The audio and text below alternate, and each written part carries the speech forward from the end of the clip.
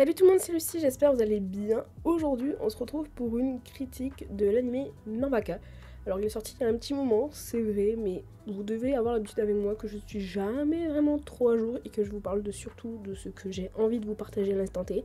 Évidemment, je rappelle que cette critique est juste mon avis totalement personnel en fonction de mes attaches avec les animés, etc., etc. Vous avez le droit de ne pas être d'accord. En tout cas, cette vidéo est là pour qu'on discute tous ensemble sur ce que vaut cet animé ou pas. En tout cas, il va y avoir des spoils. Donc si vous voulez mon avis sans spoil, je vous invite à aller voir le timecode en bas de la vidéo. Et moi, je vous dis, c'est parti.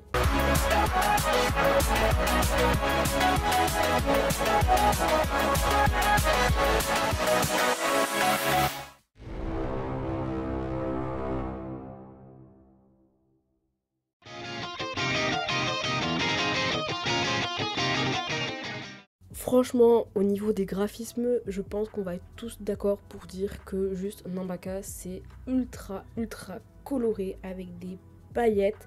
C'est pour moi l'un des animés que j'ai vu, en tout cas, qui est visuellement le plus explosif, avec plein de couleurs flashy, des paillettes omniprésentes partout dans l'animé, des cheveux arc-en-ciel, des décors juste extravagants qu'on voit dans chaque épisode, ce qui fait qu'en fait ça donne aussi un aspect très décalé par rapport à la situation dans laquelle les personnages se trouvent. Et franchement, juste les personnages brillent, mais brillent littéralement, c'est à dire que visuellement on voit qu'ils brillent. C'est juste juste déjanté comme série, comme visuel. Et il y avait un truc que je savais pas, que j'ai découvert, c'est qu'en fait le studio qui a fait ça, c'est le même studio qui a fait Fairy Tail. Voilà, je vous laisse méditer sur cette information parce que moi j'étais un peu choquée, parce que je trouve que l'animation en elle-même est vraiment bonne. C'est-à-dire que les visages changent sans arrêt, on voit bien les émotions, les transitions entre humour et sérieux. Enfin, franchement, les mises en scène et les animations, tout simplement, sont vraiment bien. Tout est fluide, tout est dynamique. J'aime beaucoup les effets de lumière. Franchement, visuellement, c'est juste top. On reconnaît la marque de Nanbaka, je pense, très facilement. Et c'est vrai que je n'ai rarement vu ça dans d'autres animés.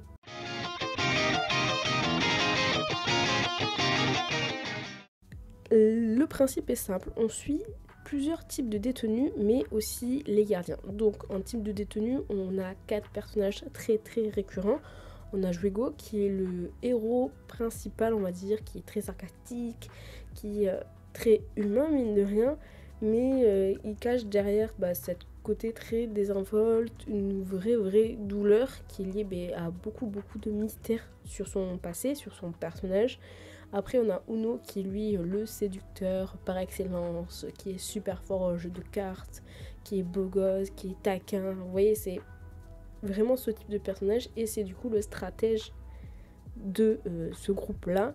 Ensuite on a Rock, comme son nom l'indique, c'est vraiment le bourrin qui adore manger, qui est super drôle, qui n'a pas de filtre, donc c'est juste ce qu'il va te dire, c'est juste sincère, c'est vraiment ce qu'il pense. Il est super attachant. Et finalement on finit avec un peu le barge du groupe, si je peux me permettre, qui est Nico, qui est vraiment l'otaku hyper réactif. J'adore parce que vraiment l'otaku c'est vraiment le mot qu'il faut utiliser, parce qu'il va utiliser plein de références à plein d'animés différents qui vont être entre guillemets censurés, et c'est juste super drôle. Donc c'est un mec qui est juste fou de médoc. Et comme je vous disais, on a aussi les gardiens. On a le gardien principal qui est juste ultra strict, ultra colérique, mais qui est juste super drôle aussi. Il est méfiant, il est super intéressant. Vraiment, en gros, dans cet animé, il faut se dire, c'est que tous les personnages qu'on va rencontrer, ils se chamaillent, ils se soutiennent, ils se battent. C'est chaotique, mais ça a un ton très humoristique sur chacun. Chacun est bien développé, je trouve, avec des révélations qui donnent une vraie dynamique, une vraie dimension très dramatique. Alors que quand tu commences, tu te dis pas que ça va prendre ce sens-là.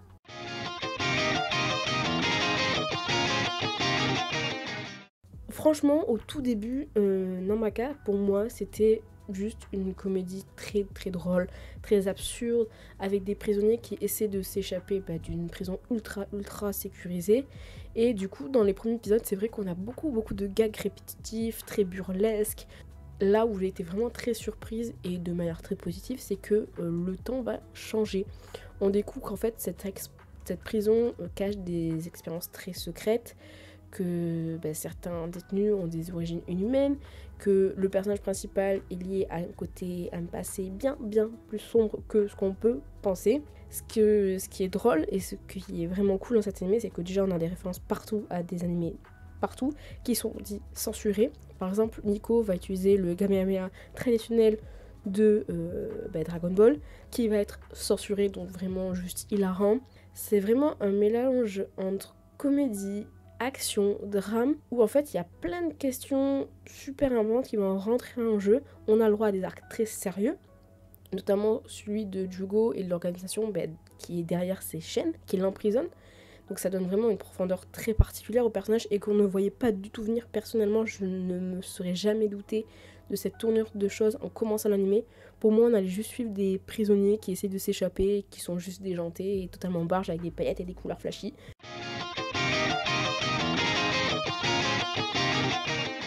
Pour ceux qui sont arrivés là et pour ceux qui ont regardé la vidéo, c'est vrai que cette vidéo a été assez courte, mais comment vous dire que j'aime beaucoup Nanbaka. Nanbaka, c'est quoi? C'est un anime qui se fait très coloré, plein de couleurs, plein de paillettes, avec des personnages juste déjantés, avec un style visuel que franchement on retrouve très rarement. Il y a beaucoup d'humour et beaucoup de références à des animés actuels qui sont juste très drôles. Si vous vous attendez à un animé juste coloré, etc., vous verrez qu'il y aura un plot twist qui sera vraiment très intéressant et qui ne vous plombera pas le moral pour autant. En tout cas, franchement, si tu aimes les séries drôles, émouvantes, c'est vraiment une excellente pioche. Et ça parle d'amitié, de liberté, de douleur, de passé. C'est franchement un super animé, que ce soit en termes de graphisme, en termes de personnages, en termes d'histoire.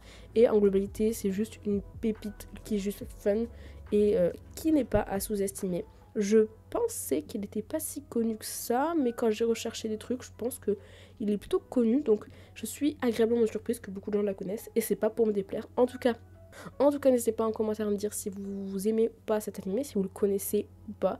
Et moi je vous dis à la semaine prochaine pour une nouvelle vidéo.